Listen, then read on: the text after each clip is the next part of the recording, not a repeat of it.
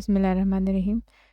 आज के इस वीडियो ट्यूटोरियल में हम देखेंगे कि AWS की सर्विस राउट 53 से हम कैसे डोमेन ख़रीद सकते हैं और उसको कैसे इस्तेमाल कर सकते हैं। अच्छा, डोमेन के लिए मैं आपको बता दूं कि हमारे पास बहुत सारी सर्विसेज हैं, जैसे AWS के अलावा जो है होस्टगेटर और GoDaddy भी आपको डोमेन प्रोवाइड करते हैं। वहाँ से भी आप मतलब इजीली परचेज़ कर सकते हैं। लेकिन अगर आपने अपना AWS पे आर्किटेक्चर बनाना है और उसके लिए आपको डोमेन रिक्वायर्ड है, तो सबसे ज़्यादा जो रिकमेंडेशन है वो इसी चीज़ की कि आप AWS राउट 53 में ही अपना डोमेन परचेज़ करें, क्योंकि आपकी सारी चीज़ें फिर एक जगह हो जाती हैं और आपको कॉन्फ़िगरेशन में आसानी होती है। सेकेंडली इसके लिए एक मैंने ट्यूटोरियल के साथ साथ एक ब्लॉग भी लिखा है जो dev.to पे पोस्टेड है। अगर आपको कोई स्टेप समझना है तो वहाँ से आप तसल्ली से भी देख सकते हैं। तो अभी हम कंसोल की तरफ चलते हैं। AWS कंसोल में आपको लॉगिन होने के बाद कुछ इस तरह से स्क्रीन नज़र आएगी, जिसमें आप सर्विसेज में जाके भी राउट 53 को ढूंढ सकते हैं। नहीं तो सिंपली आप यहाँ सर्च बार में भी राउट 53 लिख के राउट 53 के कंसोल पे जा सकते हैं। अच्छा, जैसे कि इस व्यू में आपको राउट 53 से रिलेटेड और भी बहुत सारी चीज़ें नज़र आ रही हैं, इनको हम स्टेप बाय स्टेप देखेंगे। आज हमारा क्योंकि टॉपिक है कि how to buy a domain, तो इसलिए हम जाएंगे रजिस्टर्ड डोमेन में। इस कंसोल में आपको मेरे पास कुछ डोमेन्स नज़र आ रही हैं, लेकिन अभी हमने क्योंकि एक डोमेन रजिस्टर करनी है तो हम सबसे पहले करेंगे register a domain. Search bar में जो भी डोमेन आपको रिक्वायर्ड है उसको आप टॉप लेवल डोमेन के साथ लिख लेंगे, ठीक है। अगर आपको .com चाहिए, .org चाहिए, जो भी चीज़ आपको जिस किस्म की डोमेन चाहिए, उसका टॉप लेवल डोमेन या कंप्लीट डोमेन लिख के आप सर्च करें।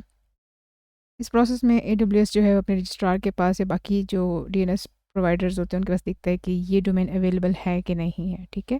मे बी किसी ने पहले से परचेज़ की हो तो वो अनअवेलेबल में आ जाएगी, बट इसके साथ साथ आपको ये नीचे डिफरेंट ऑप्शंस दी जाएंगी, जिसमें से आप मतलब उनसे रिलेटेड या आपके काम से और रिलेटेड टॉप लेवल डोमेन में डिफरेंट में आप देख सकते हैं कि डिफरेंट प्राइस वेरिएशन के साथ आपको मल्टीपल ऑप्शंस दी जाएंगी, जिसमें से आप सेलेक्ट कर सकते हैं। अच्छा, एक चीज़ को आप नज़र में रखिएगा कि .com, .net, .org ये जो भी इसको अवेलेबल मिलेंगे उस हिसाब से प्राइसेस में भी फ़र्क होगा। परचेज़ करते हुए इन चीज़ों का बिल्कुल मतलब लोग जो होते हैं स्किप कर जाते हैं, लेकिन इसको आपने ध्यान में रखना है। तो इधर अभी के लिए फ़िलहाल हम example-today.com को सिलेक्ट कर लेते हैं और ये हमारे कार्ट में इधर ऐड हो गया, तो इसको हम प्रोसीड करते हैं चेकआउट के लिए। अच्छा, नेक्स्ट स्टेप में हमारे पास प्राइसिंग है। प्राइसिंग में आपको ड्यूरेशन के हिसाब से प्राइसिंग बताई जाएगी। लेट्स से अगर आप 10 ईयर्स के लिए करना चाहते हैं तो ऑब्वियसली मल्टीप्लाई बाय 13, तो आपकी ये प्राइस टोटल बन जाएगी 130 USD। लेकिन अगर आपको सिर्फ जितनी ड्यूरेशन के लिए भी चाहिए, 5 ईयर्स के लिए चाहिए या लेट्स से 1 ईयर के लिए, आप उसको सिलेक्ट करके आप आगे प्रोसीड कर सकते हैं। नेक्स्ट स्टेप में आपकी कॉन्टैक्ट इन्फॉर्मेशन ली जाएगी, और ये इन्फॉर्मेशन इसलिए ली जाती है कि अगर फॉर एग्जांपल आपका फ्यूचर में या किसी बंदे के इस डोमेन को पर्टिकुलर डोमेन को ख़रीदने का इरादा बनता है तो वो किस बंदे से कांटेक्ट करेगा। तो रजिस्ट्रार इन सब चीज़ों को लेके आपकी तरफ मतलब आपके जो भी एड्रेसेस आपने दिए हुए होते हैं उस पर आपको कांटेक्ट करवा देता है, ताकि आप लोग डोमेन्स जो है ट्रांसफ़र कर सकें ईज़िली। नेक्स्ट स्टेप में आपको पूरा रिव्यू दिखाया जाएगा, जो भी आपने वेबसाइट बाय की है, ठीक है, या जो आपने अपने कार्ट में डाली है, उसकी प्राइसिंग, उसका ड्यूरेशन, और साथ में वो ऑटो रिन्यू इनेबल किया हुआ है। बाय डिफ़ॉल्ट ये इनेबल होता है, इसको आप डिसेबल भी कर सकते हैं। लेट्स से आप चाहते हैं कि 1 साल बाद आपकी ये डोमेन जो ऑटोमेटिकली एक्सपायर हो जाए या अवेलेबल फॉर नेक्स्ट परचेज़ हो, तो फिर आप जो है इसको यहाँ से नो भी कर सकते हैं, ठीक है।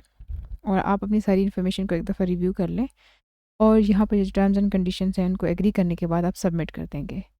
सबमिट करने के बाद आपको 24 टू 48 आवर्स में मतलब आपको एक ईमेल आ जाएगी, जिसमें ये कन्फर्मेशन दी होगी कि इस डोमेन की ओनरशिप आपके पास आ गई है। अगर कोई मसला मसाइल होगा तो वो भी डिफ़ाइन कर दिया जाएगा और नेक्स्ट स्टेप फॉरवर्ड भी बता दिए जाएंगे, ठीक है।